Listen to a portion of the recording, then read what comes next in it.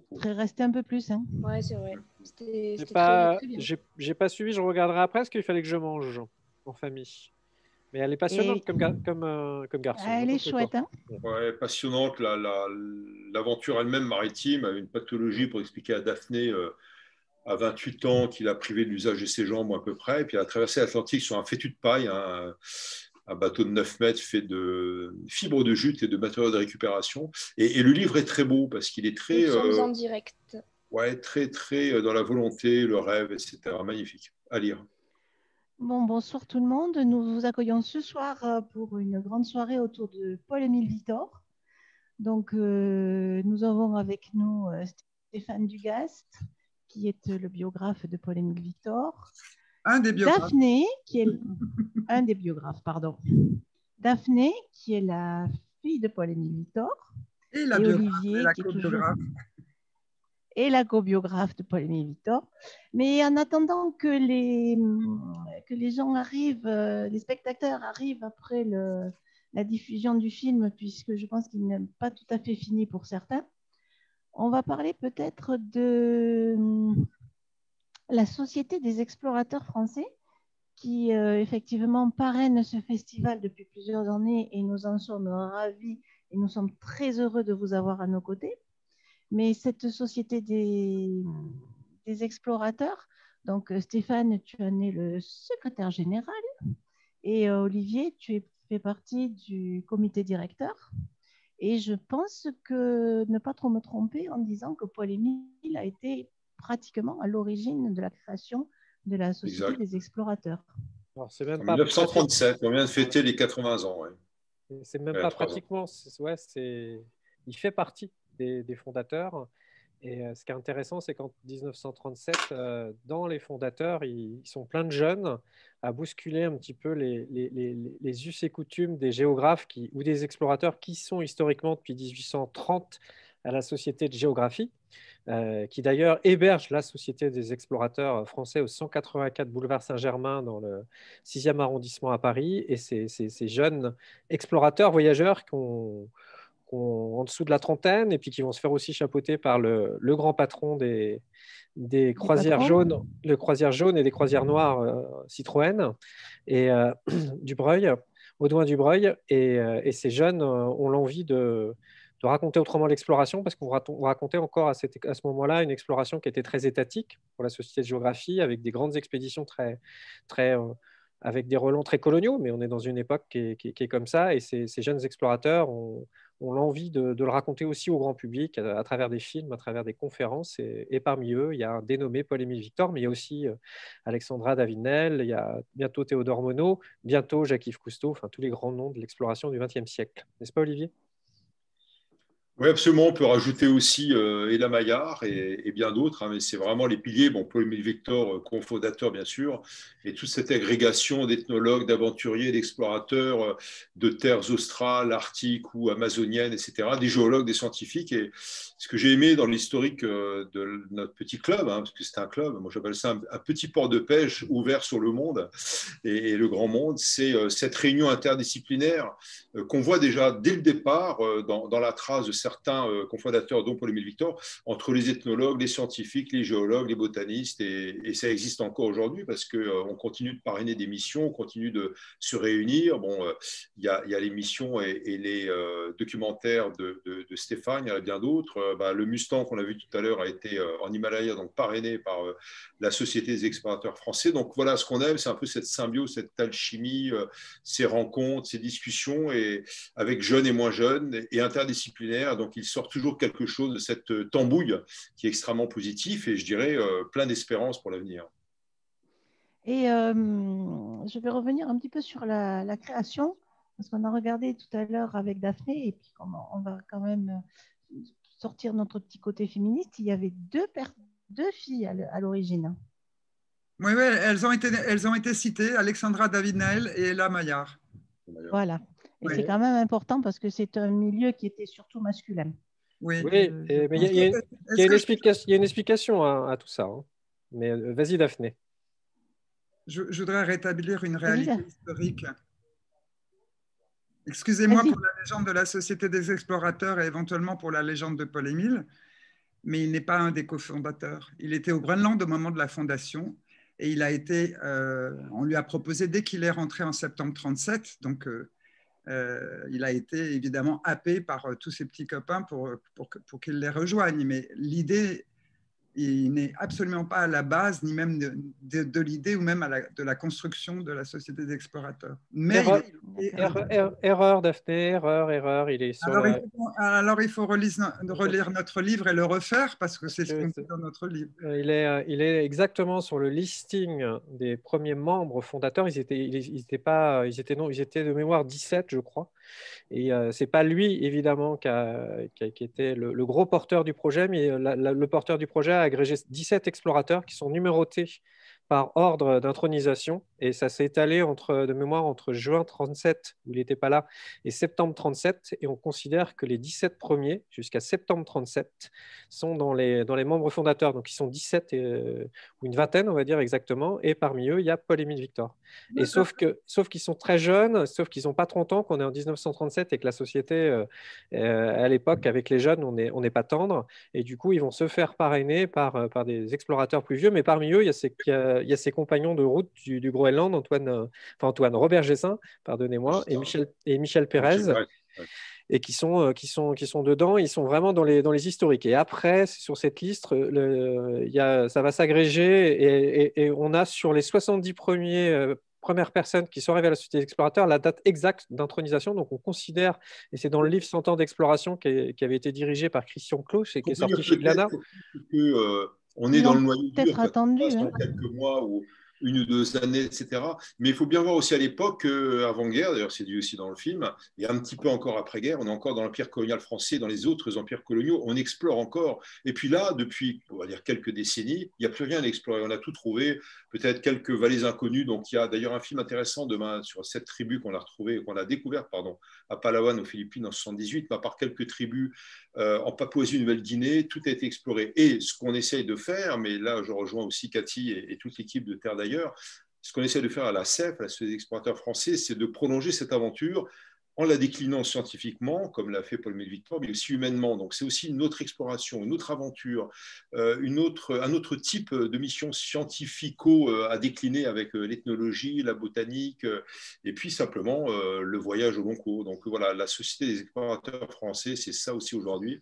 C'est peut-être une autre manière de regarder le monde. Voilà, c'est ça qui est intéressant et toujours l'humain au cœur de ces actions. Écoutez, en tout cas, je vous remercie, membres de la Société des explorateurs français, d'être à nos côtés pour ce festival. Et puis là, je vais vous laisser pour que vous puissiez faire ce live autour de la vie de Paul-Émile Victor, autour de Daphné, de Stéphane, et puis encore un grand merci Olivier. Je remercie aussi Jade qui est derrière le petit logo. Jade, tu te montres pour qu'on te remercie d'être là et d'être à la technique. Non, Jade ne veut pas se montrer. Ah non. Donc, il faut savoir quand même qu'il... Voilà. Voilà la technique. Donc, je vous souhaite une bonne soirée. Merci Cathy, merci Jade. À tout à l'heure. À tout à l'heure. Voilà. Moi, je suis ravi de présenter mes invités et puis surtout d'assurer cette discussion avec vous deux. Donc, Daphné Victor, hein, vous êtes membre de la Société des explorateurs français quand même. Et non, d'accord. Bon, j'espère futurement. Excusez-moi, mais ce n'est pas moi l'explorateur. Moi, je suis une passeuse de mémoire. D'accord. Et donc vous êtes la fille de Paul-Émile Victor, on l'a compris, mais aussi à la tête de ce fonds de dotation qui assure un petit peu l'héritage moral, on va dire, de Paul-Émile Victor et qui gère aussi, j'imagine, des archives. On va en parler tout à l'heure parce que franchement, ce film est très beau. Je l'ai vu et revu et je l'ai revu encore à l'instant dans sa totalité et je trouve que c'est très très bien fait. Bravo à Stéphane. Donc Stéphane Dugast à vos côtés, qui est membre, lui, de la Société des explorateurs français et donc, Cathy l'a dit, secrétaire général, qui est donc auteur, qui est réalisateur, documentariste, journaliste aussi. Et bravo pour vos 2 livres également hein, que j'ai lus. Enfin, le dernier, hein, je rappelle, Paul-Émile Victor, Le rêve et l'action chez Paulsen, et qui est une biographie illustrée, la première. voilà, qui est au-dessus. Voilà, encore mieux que Daphné nous présente. Chez Paulsen, très bonne maison d'édition. Et puis, première biographie illustrée, mais pas la première biographie, parce que la première biographie, c'est aussi vous deux, mais sans photo aussi peu. C'est donc Paul-Émile Victor, J'ai toujours vécu demain, chez Robert Laffont. Et voilà, donc c'est bien parce que vous nous faites vivre cette aventure, qui est une vraie aventure, hein, on va en parler tout de suite, un peu polyphonique de la part d'un grand homme, hein, un grand explorateur, aventurier, ethnologue aussi, ethnographe. Et puis vous le faites vivre par l'écrit, donc par la photo dans le livre de Paulsen et aussi par le documentaire. Alors moi j'ai plein de questions. Alors d'abord, quel bonhomme. Alors c'est très drôle de voir cette dichotomie, ce côté Gérard Dufroy, il le dit dès le départ, et puis il a quand même la décence d'aller vivre ensuite à Bora Bora. Mais on a l'impression qu'à lui seul, je ne vais pas parler après du scientifique, hein, mais tout de suite, une école de courage. Aller affronter dans les années 30 le Groenland, le cercle polaire, c'est quand même pas rien, parce que l'équipement, ce n'est pas le même qu'aujourd'hui. Peut-être Daphné pour commencer. Oui, l'équipement n'est pas le même qu'aujourd'hui, c'est sûr. En fait, il rêvait pas mal des pôles, il rêvait surtout de la Polynésie. Et quand il est en 1933 à Paris et qu'il découvre l'existence d'une science qui s'appelle l'ethnologie, il veut partir, il veut devenir ethnologue. Simplement, en Polynésie, ils ne sont pas fous, les ethnologues, les anthropologues, ils sont tous là-bas, hein. Il fait chaud, il fait beau, il y a des belles femmes, etc. Donc, il s'agit de trouver un nouvel endroit. Et donc, en fait, à l'époque, il y a ce que nous avons appelé les taches blanches, ce qui lui est conseillé par un de ses copains du musée d'ethnographie du Trocadéro, le futur musée de l'homme. Et les taches blanches, c'est le nord ou le sud. Et c'est comme ça qu'en fait, voilà, il commence à rêver sérieusement d'Arctique. Et ça, il est aidé, vraiment aidé par le sort. C'est qu'un des amis de sa famille qui vit à Paris a été à l'école alsacienne avec le commandant Charcot. Et grâce à Jean Kergomar, Paul-Émile Victor peut écrire au commandant Charcot, soutenu par cet ami, et le rencontrer. Voilà, donc il a trouvé sa voie, qui était une voie polaire, mais on sent bien qu'il était taillé pour l'aventure, même si, évidemment, c'est dit dans le film aussi, il y avait ce côté héritage de la société familiale, d'une famille donc ancrée à Genève, puis dans le Jura, etc. Mais bon, apparemment, ça ne lui plaisait pas. Stéphane, ce côté que mentionnait Daphné, ethnologue avant l'heure, c'est vrai qu'il y avait toute cette école déjà ethnologique française installée, le futur musée de l'homme et l'école américaine. Mais ce qui m'a frappé dans le film, c'est très bien dit d'ailleurs, c'est cette revendication de l'ethnologie participante. Alors qu'en fait, les ethnologues de l'époque, Daphné parlait justement des mers chaudes, on pense à Malinowski et autres, tous ceux qui allaient dans les îles Trobriand. Après, il y a eu toute une école française qui est allée en Papouasie-Nouvelle-Guinée, plus forte concentration au monde, au kilomètre carré d'ethnologues. Lui, très vite, il n'est pas dans l'observation extérieure, il participe, c'est un petit peu la deuxième étape. Il était, comment dirais-je, prémonitoire là aussi sur l'ethnologie, Stéphane? Il a toujours été un pionnier. Je pense que c'est sa force et c'est ce qu'il en reste et ce qui va rester par rapport à d'autres explorateurs qui sont d'ailleurs, pour certains, complètement tombés dans l'oubli. On n'en connaît plus même les missions et encore moins les noms et les prénoms. Et Paul-Émile Victor, il est à cette école, Daphné l'a dit, au musée de l'Homme, parce qu'il va devenir le musée de l'Homme, le musée de l'ethnographie du Trocadéro, avec des professeurs éminents, le professeur Rivet, le professeur Marcel Mauss, qui tout de suite vont lui enseigner le fait d'être dans une ethnologie qui, lui, va même qualifier d'amoureuse. Et pour preuve, il sera même amoureux de Numidia, cette belle esquimaude. Mais plus sérieusement, dès la base, il va avoir les ferments de cet humanisme qu'il a déjà eu, on le voit dans le film, par l'éducation de ses parents qui était à la fois exigeante et bienveillante. Il a été au scoutisme, il a fait de l'aviation, il a été dans la marine. Bref, il a tout le temps été tourné vers l'humain, il sera tout le temps tourné vers l'humain. Et moi, ce qui me plaît chez ce personnage, c'est comme avec ses compagnons quand ils arrivent au Groenland, c'est quand même 3-4 jeunes gens de famille bien élevés, avec Michel Pérez, avec Robert Gessin, avec le cinéaste, figurez-vous, qui avait quand même le caméraman Fred Matter-Stevenier. C'est 4 Européens propres sur eux, bien rasés, l'arrêt sur le côté, et qui se retrouvent dans une civilisation que Paul-Émile Victor appellera la civilisation du phoque, où les femmes se coiffent avec de l'urine de phoque. Et on vit dans une promiscuité, on est dans une société qui va basculer sur la sédentarisation, mais qui est encore semi-nomade. Et Paul-Émile, lui, va pousser les curseurs très très loin avec ses compagnons, il va chasser, il va utiliser le traîneau, il va observer le traîneau, il va améliorer le traîneau. Bref, il va complètement s'immerger dans la civilisation esquimau. Et puis, patatras, la Seconde Guerre mondiale va sonner un peu le glas de ses ambitions, comme beaucoup de gens de cette génération, où il a fallu se réinventer. Donc, ce n'était pas le confinement qu'on vit comme en ce moment, la crise sanitaire, mais c'était une guerre.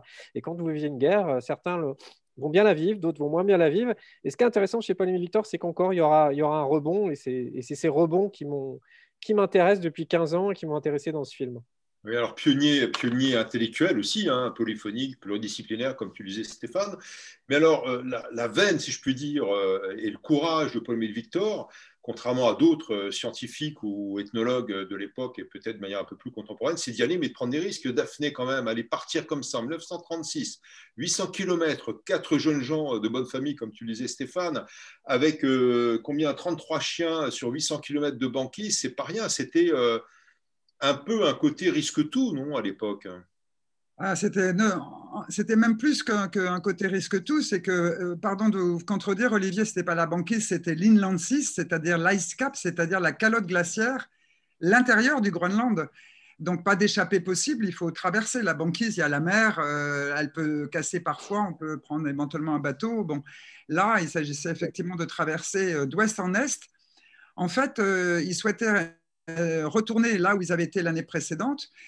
Simplement, comme à Massalik, là où ils étaient souvent pris par les glaces, ils ont décidé non pas de rejoindre la côte est à Massalik par un bateau, mais simplement par la côte ouest et de traverser pour aller là où ils voulaient aller, parce que le bateau n'y arrivait pas suffisamment tôt pour eux. Donc, ils ont fait effectivement ces 800 km, ce qui était la première traversée de la calotte glaciaire par des Français, pas par des hommes, hein, ça avait été fait avant eux, l'INSEE et d'autres. Mais effectivement, trois traîneaux à chiens, 4 hommes, des maladies, la faim, les blizzards, je ne sais plus combien de jours, je crois 12 jours d'affilée d'un blizzard à des kilomètres heure épouvantables. Et pour arriver finalement là où ils voulaient aller, tous les 4, c'est-à-dire descendre sur Ammassalik, sur la côte est. Mais son courage, parce que, un petit peu comme pour notre lauréat tout à l'heure du prix littéraire, qui a fait cette traversée atlantique, pas d'outils de navigation, hein, pas de GPS à l'époque évidemment. Alors, simplement, j'en profite aussi pour dire d'une part que vos livres sont en vente à la librairie Ombre Blanche, de Toulouse, qui est notre partenaire pour le festival, mais c'est très simple pour y aller. Il faut d'abord se déplacer parce que les librairies sont réouvertes depuis ce matin, mais grâce à notre plateforme Kinao et Terre d'ailleurs, donc vous cliquez en haut la barre verte, vous voyez, donc librairie, vous avez le défilé de tous les livres des participants, des intervenants de ce beau festival, et puis donc les livres de Daphné Victor ici présente et de Stéphane, donc Stéphane Dugast qui ont fait donc ces 2 livres, hein. Je les cite à nouveau, Paul-Émile Victor, J'ai toujours vécu demain, et Paul-Émile Victor, Le rêve et l'action. Donc voilà, c'est cliquer et livrer, il y a même le délai de livraison, vous pouvez simplement cliquer dessus et il arrive, le livre ou les livres en ces temps de Noël arrivent dans votre boîte aux lettres. Alors, une petite question technique, une grande question technique même pour Stéphane, hein. On va passer du plan large au plan serré, puis on va revenir un peu après au but et à l'aspect prémonitoire de ce pionnier, dans tous les sens du terme. Techniquement, là, il y a des archives, c'est un film, j'ai l'impression, qui est extrêmement moderne, même si les images sont anciennes, et parce qu'encore une fois, on est sur la prémonition et le message. Mais d'abord, techniquement, on fouille, il y a assez d'archives, bon, il y a le fonds de dotation, bien sûr, ça suffit, ou tu allais chercher des images ailleurs? Non, j'ai passé des nuits et des nuits sur le site de l'INA, parce qu'on a un trésor en France, l'Institut national de l'audiovisuel. Il y a aussi des images pour une partie qui sont à la Cinémathèque de Bretagne, pour ce qui concerne les expéditions polaires d'après-guerre. Puis il y avait une partie qui était chez un privé qui l'avait reversé Armor Film, à des conditions qui étaient complètement astronomiques. Donc il a fallu négocier. Et ensuite, les images de l'INA n'appartiennent pas toutes à l'INA. Bref, c'est un espèce de micmac invraisemblable. Et en fait, j'ai passé énormément de temps à consulter tout ça. Alors, la chance que j'avais, c'est qu'avant, j'avais travaillé avec Daphné sur un premier projet avec Daphné, donc sur la biographie, puis avant Daphné, avec son jumeau, sur un premier projet dans les pas de Paul-Émile Victor. Donc, les archives de Paul-Émile Victor, je commençais à mieux et bien les connaître. Puis, j'avais envie de de mélanger ces photos que j'adore et ces dessins. Et pour ce qui concerne les images animées, ça a été un travail titanesque, gigantesque. J'y passais des heures. Alors, la monteuse rigolait, ricanait parce que j'avais tellement d'archives, je voulais tellement mettre de choses que c'était ubuesque. Puis en fait, dans la salle de montage, j'avais utilisé le précepte de notre camarade Luc Maresco, grand cinéaste d'aventure. J'avais ces post-it de couleurs différentes avec mes personnages, mes séquences, et j'avais recouvert des murs entiers pour que le film trouve sa vraie grammaire. Donc, tout ça pour vous dire que ça a été un travail de longue haleine, mais ce qui a été intéressant, c'était justement d'aller dénicher la petite image. Et puis, j'ai aussi pu compter sur une coloriste étalonneuse. C'est cette personne qui, un peu comme un peintre, reprend toutes les images et les harmonise. Alors, ça se voit peut-être pas, mais maintenant que je vais vous le dire, vous allez peut-être mieux le voir. Comme ça, vous allez re-regarder le film, ça sera pas mal. C'est que les images qui se passent au Groenland, on les a travaillées dans une teinte très bleue. Les images qui se passent en Polynésie que j'ai tournées, on les a travaillées dans des teintes très chaudes. Et les images noir et blanc, on avait des images qui étaient de toutes les qualités différentes. Celles de 1930, 40, 50, 60 étaient de très bonne qualité parce qu'elles sont de qualité cinématographique, dont les gris sont vraiment gris, les noirs sont vraiment noirs. Et à partir des années 60, 70, on passe à de la vidéo, ça commence à devenir un petit peu, j'allais dire, crado. Donc on a tout retravaillé tout ça pour que les noirs et blancs soient toutes des noirs et blancs, que ce film ait un souffle. Et j'ai pu compter sur Isabelle, dont c'est le métier, qui est enfermée dans un grand studio tout noir, et j'ai passé avec elle 48 heures complètement délicieuses où on a retouché image après image, et on a même retouché sur les images de Polynésie pour enlever des logos de chaînes qui apparaissaient parce que c'était des images d'actualité. Bref, ça a été un travail d'artisan et d'orfèvre. Alors, image après image, on voit bien. Si je peux ajouter quelque chose. Oui, bien sûr. C'est que non seulement il y a tout l'aspect technique, archive, etc., mais c'est surtout de couvrir 88 ans de la vie d'un homme qui en a eu 10 vies différentes. Donc ça, sur le fond, c'est déjà une difficulté. Donc faire un film sur lui, c'est très, très passionnant et sûrement très compliqué. Et bravo et encore merci Stéphane de l'avoir fait.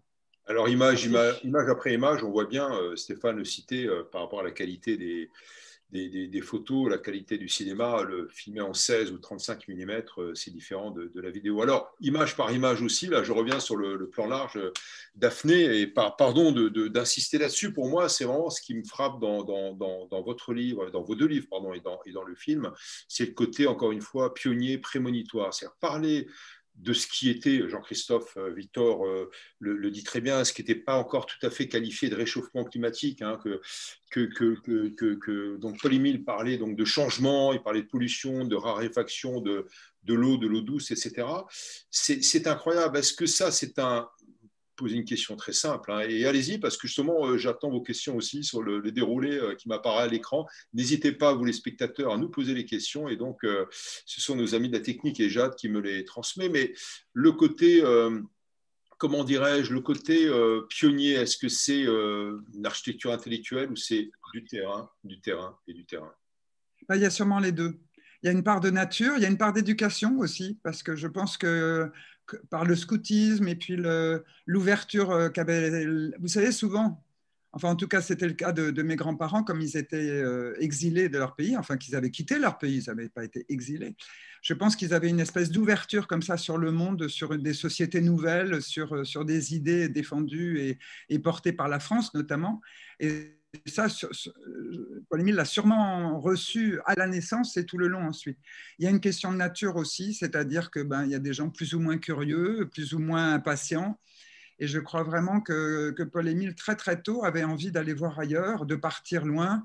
Voilà, c'était un petit peu étriqué, son milieu était très aisé, il était très, très, très heureux, mais il avait envie de voir autre chose. Donc je vous ai raconté déjà sur les taches blanches, mais après la guerre, enfin, ou plutôt pendant la guerre, quand il était aux États-Unis, il découvre les Wessels, c'est-à-dire les machines à chenilles, les espèces de grosses machines à chenilles qui passent absolument partout. Et dès qu'il arrive à créer les expéditions polaires françaises en 1947, il se débrouille pour trouver, plus ou moins par hasard, mais il le trouve quand même, un stock de vieux Wessels en forêt de Fontainebleau. Il y va immédiatement le jour même avec deux, trois collaborateurs et il achète et on retape tout ça comme des scouts, comme tous étaient vraiment absolument dans cette mouvance de l'esprit d'équipe, de donner de soi-même pour atteindre un but.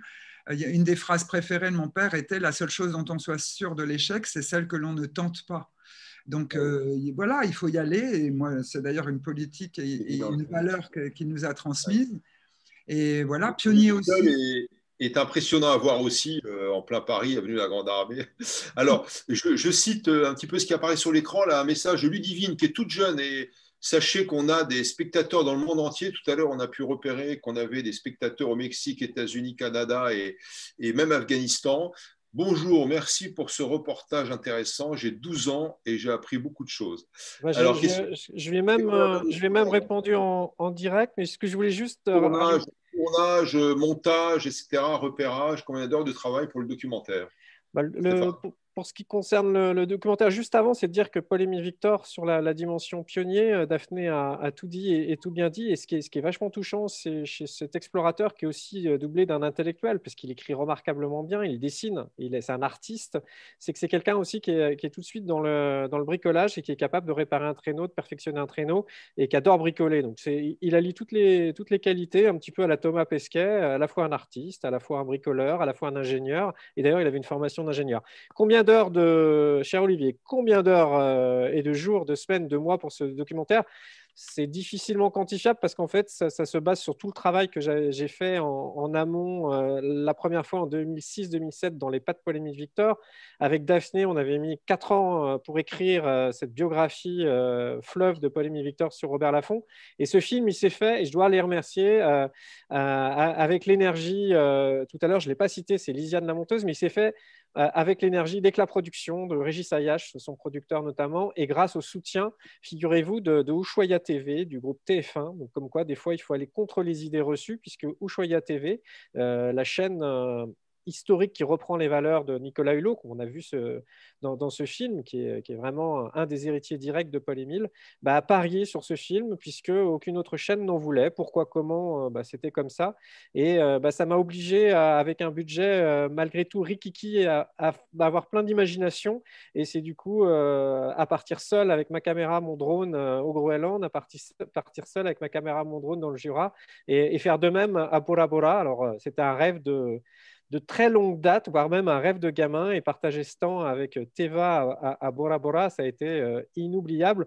Donc, contractuellement, le tournage et le montage, tout s'est étalonné sur 2 mois et demi, parce qu'on a, vous savez, il y a des locations de matériel, il y a la prestation, il y a eu de l'écriture avant, donc voilà, pour répondre à la question, sur 2 mois et demi, mais ça a un peu débordé, puisqu'il y avait toujours des ennuis pour trouver les images, parce que j'avais les images, un exemple, les images d'archives en basse définition, et inévitablement, le rush que je voulais, la haute définition était introuvable chez Alina, introuvable chez le particulier.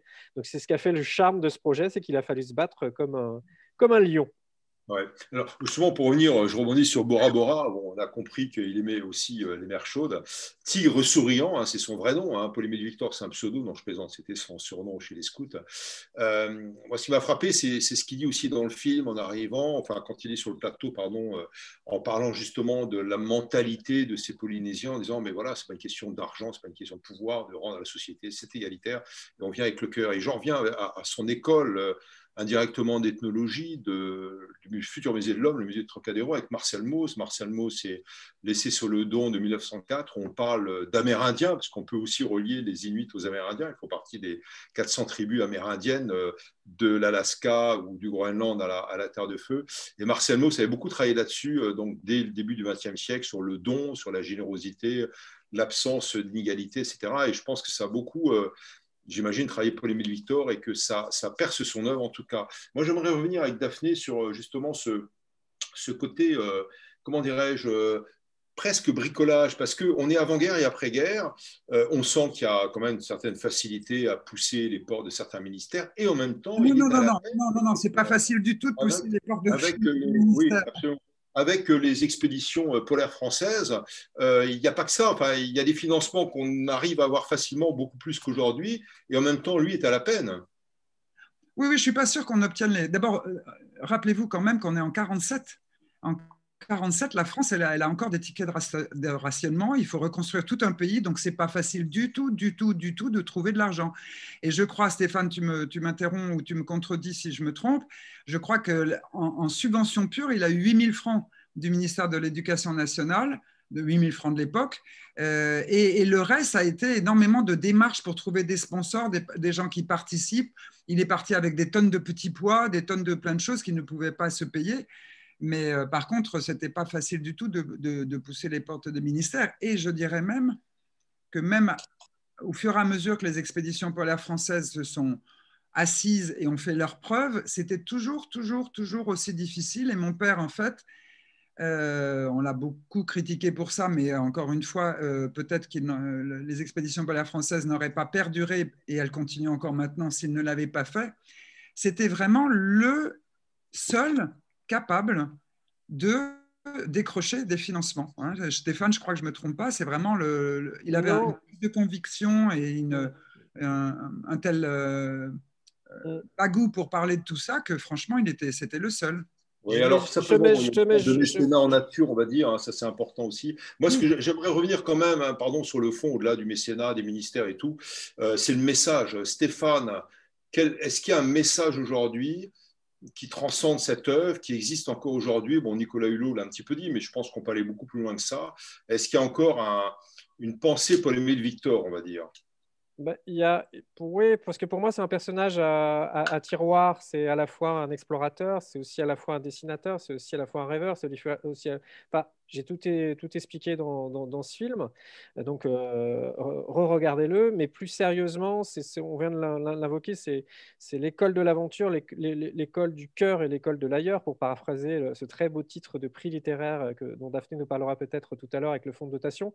Et Paul-Émile Victor, il laisse ses messages. En plus, moi, il y a une anecdote qui m'est chère. 1974, mon année de naissance, un grand cru. Mais plus sérieusement, il crée un groupe de la défense de l'homme et de l'environnement. Donc, il s'intéresse à la cause écologique, à cette planète qui va mal. Et j'ai voulu le montrer dans ce film. J'ai voulu insister. J'ai voulu montrer aussi que Jacques-Yves Cousteau, contrairement à certains petits montages qu'on a fait, où on a fait des raccourcis sur une émission, les dossiers de l'écran, Cousteau, Tazieff avaient des avis. Alors, c'était guère évident au milieu des années 70 d'avoir des discours comme ça qui étaient un poil anxiogènes. Il y avait cette écologie politique avec René Dumont qui était en train de naître, mais René Dumont s'était pris une veste en termes de pourcentage de suffrage à la présidentielle de 74, si ma mémoire est bonne.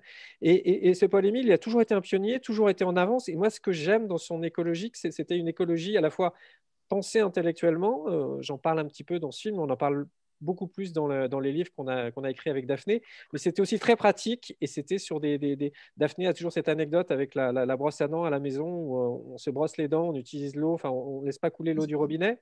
On a appris à se brosser les dents dans un verre d'eau et évidemment ne pas laisser couler l'eau.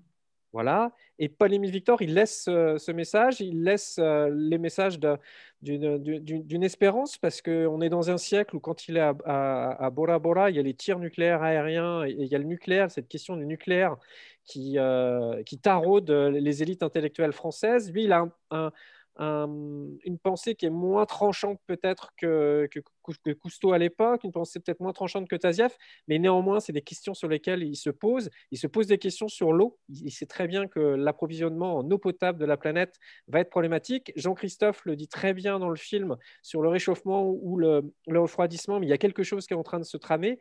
Et j'allais dire, c'est cette dimension... ce regard sur l'homme, ce regard sur l'environnement et ce regard sur quelque chose de global. On n'est pas par silo avec d'un côté l'environnement, d'un côté l'écologie, d'un côté l'économie, d'un côté la stratégie, d'un côté le militaire. Lui, il prend tout ça et il essaye de proposer des solutions et des réflexions, et que ça soit applicable aux hommes et aux États. Moi, je voudrais ajouter juste une chose, Olivier, je voudrais ajouter... Disciplinaire, c'est important parce que c'est un petit peu nouveau à l'époque. Hein. Il y avait peu de recherches de ce type.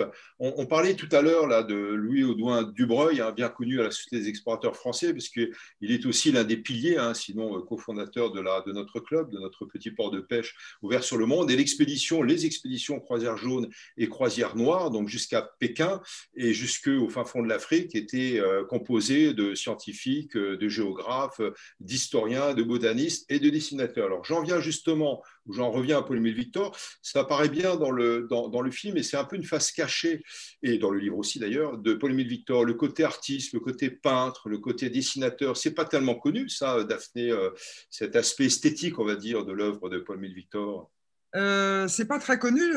J'ai pourtant fait paraître un livre sur ses dessins et les éditions Ouest France, qui ne font plus ce type de livre, malheureusement, avaient sorti un très très joli livre qui s'appelle Paul-Émile Victor, Voyage d'un humaniste, avec à peu près 250 de ses dessins. En fait, il avait un don naturel qu'il a travaillé un petit peu quand il était à Paris. Et surtout, il aimait énormément dessiner. D'ailleurs, il a un des grands principes qu'il a enseigné à notre petit frère Théva, c'est d'avoir toujours un carnet ou un papier sur lui, un crayon, et dès qu'il ne fait pas quelque chose, de dessiner ce qu'il a en face de lui. Et je crois que mon père le faisait, il l'a fait tout au long des expéditions, et puis pour son plaisir aussi, il a touché absolument à tout, toutes les sortes de crayons, de stylos. Il semble bien que, au cours de son amitié avec Saint-Exupéry, qu'il a retrouvé à New York pendant la guerre, il lui est conseillé les crayons aquarelles qu'il avait découverts justement en Amérique et que Saint-Ex s'en soit servi pour Le Petit Prince. J'en ai pas la preuve énorme et indiscutable, mais en tout cas, je veux bien le croire parce qu'ils étaient très, très liés, ça ne se sait pas beaucoup, mais ils étaient très liés justement par cet amour de l'homme et ce que je voulais dire tout à l'heure, cette confiance en l'homme. C'est mon père est quelqu'un qui, jusqu'au bout, remet le couvert pour faire confiance en l'homme et en l'ami, dans le camarade, etc. Et ça, c'est une chose ça s'appelle l'humanisme et moi, ça me plaît bien. Oui, alors quelque chose qu'on aime bien là, sous les explorateurs français, je reviens un petit peu à cette méthode d'ethnologie qui était relativement nouvelle à l'époque et qui a surtout fait cause à la fin de la guerre, en fait, avec l'ethnologie française, puis retour sur les Américains, c'est l'ethnologie participante. Là aussi, Stéphane, Paul-Émile Victor, enfin, pour le milieu inuit et autres populations du Grand Nord, il est en immersion totale, du coup. Il a toujours privilégié l'immersion, le contact humain. Mais il a été aussi à contre-courant, parce que ses premiers écrits, Boréal et Banquise, en 37-38, sont des récits de voyage. Mais à l'époque, c'est assez mal vu de publier des récits de voyage pour le grand public. Ça va devenir encore de plus en plus mal vu de faire des conférences que pour le grand public. Je dis d'autant plus mal vu, mais pour une certaine partie de la communauté scientifique. On va dire les grands mandarins de la science trouvent que c'est pas, vous ne faites pas étalage de votre intelligence à vulgariser. Et là, il est déjà à contre-courant, il est un petit peu en porte-à-faux, mais néanmoins, il perfectionne ce modèle de l'explorateur qui revient du terrain pour vous raconter ces merveilleuses histoires, quitte parfois à peut-être un peu enjolivé, mais on s'en fiche, j'allais dire, quitte parfois à être moins rigoureux qu'un scientifique. Et puis Daphné l'a dit tout à l'heure, d'aller chercher de l'argent, c'était compliqué en 1947.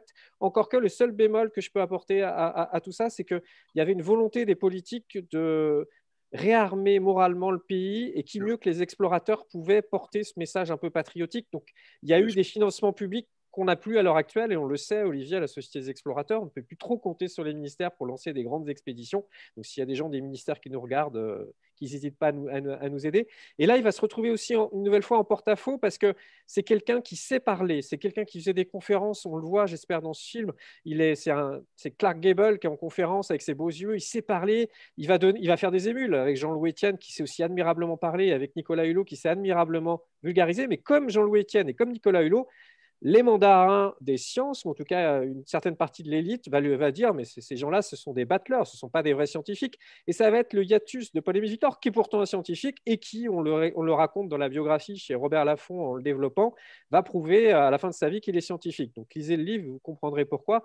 Et donc c'est cette difficulté à mettre tout ça en branle avec des gens qui, c'est peut-être très français, en tout cas c'est très humain, c'est la comédie humaine, à être toujours prompte à la critique. Mais c'est tout ça qui va faire que Paul-Émile Victor, je pense, laisse une empreinte intéressante, et que tous ces gens jaloux, on les a oubliés. On a encore une question pour Daphné, du coup. On a très peu de temps, c'est 21h59. Question délicate de Stéphanie, dit-elle, c'est elle qui le dit ainsi. Mais quelle était votre relation avec votre père tout au long de sa carrière ?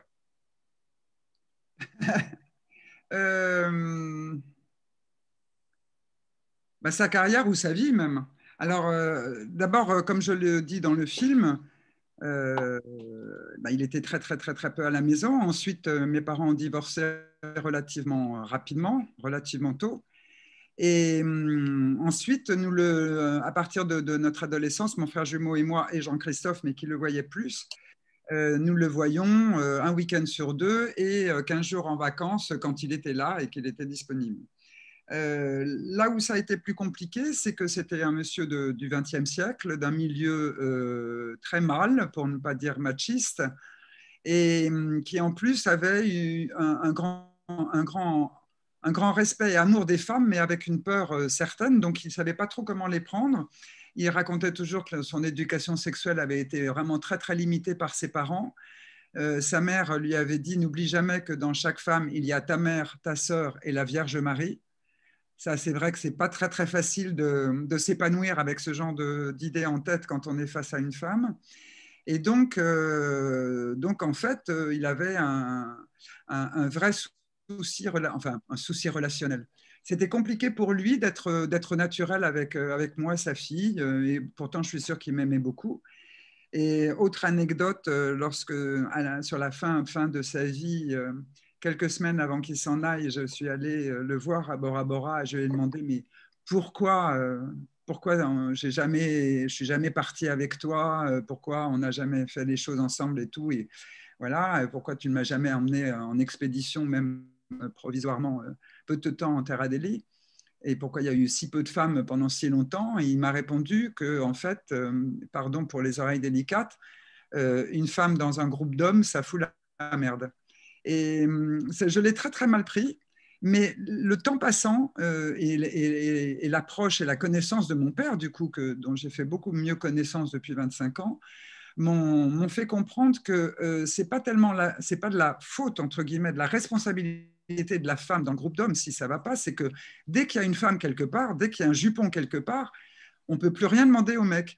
Et là, dans les expéditions, c'était dangereux, c'était compliqué, il y avait du boulot à faire, donc pas de femmes dans les groupes d'hommes. Ça se discute, enfin bon, simplement, non, merci pour cette précision par rapport à la question de Stéphanie qui était intéressante. Moi, j'aimerais poser une dernière question à Stéphane à propos d'inimitié. On sent dans le film, tu en parlais à l'instant, il y a cette jalousie qui est typiquement d'ailleurs aussi une résultante de ce système mandarinal universitaire français dont un autre spécialiste des terres australes des terres du Grand Nord, pardon, a beaucoup souffert, et je l'ai connu, c'est Jean Mallory, au centre d'études polaires arctiques, à l'école et hautes études où j'étais étudiant, mais je l'ai connu par la suite. Et voilà, donc Paul-Émile Victor était jalousie. Parlons de jalousie quand on parle. Jean Mallory a été jalousé, et Jean Mallory a créé une collection extraordinaire qui s'appelle Terre humaine 1955 avec Lévi-Strauss et les derniers rois de sa part, Pierre-Jacques Azélias. Cette inimitié, elle a été bénéfique finalement, Stéphane, pour Paul-Émile Victor. On a l'impression que c'est presque un moteur pour lui. Il a remporté le défi. Oui. Pour conclure, court. Hein.